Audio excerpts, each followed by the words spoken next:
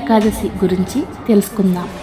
ఏడాది పొడుగునా ఉండే 24 ఏకాదశుల్లో ఆషాఢశుద్ధ ఏకాదశిని తొలి ఏకాదశిగా పరిగణిస్తారు. ఎందుకు? పూర్వకాలం నందు ఈ తొలి ఏకాదశినే సంవత్సరం ప్రారంభంగా కూడా చూసేవారట. తెలుసా మీకు? ఈ రోజును శయన ఏకాదశి అని కూడా పిలుస్తారు.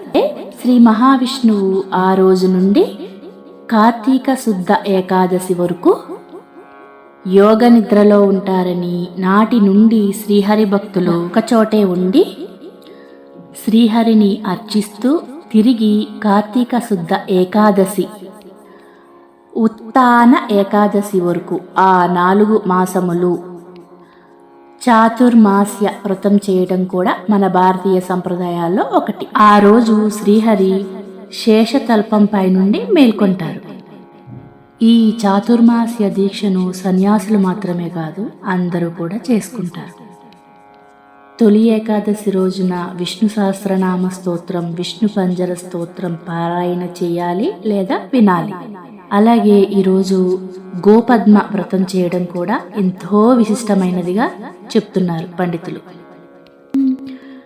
శాంతాకారం భుజగశయనం పద్మనాభం సురేశం విశ్వాకారాం గగన సదృశం మేఘవర్ణం శుభాంగం లక్ష్మీకాంతం కమలనయనం యోగి హృద్యానగమ్యం వందే విష్ణుం భవభయహరం సర్వలోకైకనాథం. జై శ్రీమన్నారాయణ. తొలి ఏకాదశి గురించి చాలా వివరంగా తెలియజేయడమైనది నాకు చాలా సంతోషంగా ఉంది.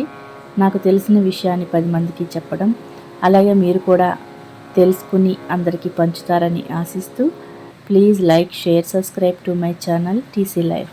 Thank you for watching.